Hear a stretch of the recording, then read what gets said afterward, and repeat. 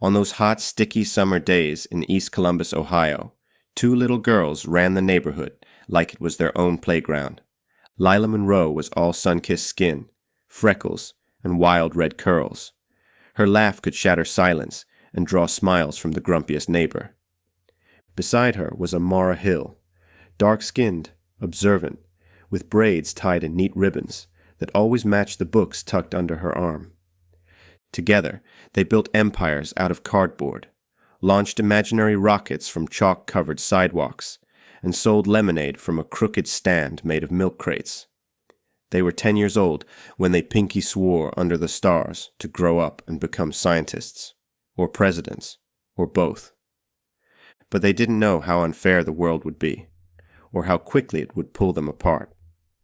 Lila's father landed a prestigious job in Boston. On a hot August afternoon, the moving truck came.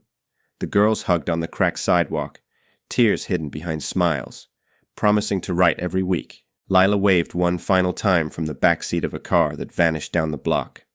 No letters followed, just silence, and the fading chalk outlines of dreams that once filled their corner of the world. 17 years later, Amara stood behind the espresso machine at the Greystone and Phelps law firm cafe in Manhattan. Her barista apron felt like armor. She worked quickly, efficiently, and mostly invisibly. No one knew, or cared, that she had once been a Columbia valedictorian, a nanophysics PhD candidate, and a woman with 3 research proposals rejected, 2 ideas stolen, and 1 published without credit. The world didn't want Amara's brilliance. It wanted her silence. Her white peers, with less impressive resumes, were handed grants and fellowships. One professor told her, "Your idea's ambitious. Maybe too ambitious for someone like you." Another had smirked and said, "Peter's more presentable." Peter got the lab. Amara got a freelance tutoring job. Rent mounted. Loans loomed. She took the cafe job to stay afloat. One morning, her coworker Elena buzzed with gossip. "Big news," Elena said. "New partner, Lila Monroe, total rock star, Harvard Law, Goldman Sachs, and get this, her dad, co-founded Monroe and Adler. She was born to win." Amara froze mid-pour. The name hit like a thunderclap. Lila Monroe. Her Lila. Her childhood sister. Moments later, the elevator dinged. Lila stepped out like she owned the floor, tall, tailored, radiant. Executives gathered like planets around her. She walked to the cafe. "Double espresso, no foam," she said, barely looking up. Their eyes locked briefly. Amara's heart thudded. "Thanks," Lila said, then turned and walked away. Of course she didn't remember. Girls like Amara became shadows in places like this. That night, Amara sat on the floor of her tiny apartment, surrounded by dusty folders, red-streaked rejection letters. Her framed Columbia diploma and her original thesis sat beside her. Magnetotactic propulsion systems. She had once believed she'd changed the world. Instead, she watched it ignore her. She remembered the humiliating meeting in Professor Hartley's office. She had discovered her proposal, rejected 6 months prior, published under his name. When she confronted him, he laughed. "It needed polish," he said, and Peter executed it better. Back at Greystone, Amara carried drinks to the 48th floor conference room. Fiona Durand, the icy head of HR, scowled as she entered. "You're late," Fiona snapped. "I'm 2 minutes early." "Don't be clever." Amara placed the coffee. The room hushed. Lila looked up. "Wait, do I know you?" Amara smiled faintly. "We built a lemonade stand once. East Columbus." Recognition burst across Lila's face. "Amara? Oh my God." Fiona rolled her eyes. Lila laughed nervously, then quickly turned back to the executives, distancing herself. Amara stood alone, holding an empty tray. Forgotten again. That night, Lila appeared at the cafe after hours. "I didn't realize," she began. "I thought you'd be, I don't know, at NASA." "I tried," Amara replied. I should have written. You didn't have to, Amara said. The world wrote your story for you. Let me help. Maybe there's an opening here. Something better than... Amara cut her off.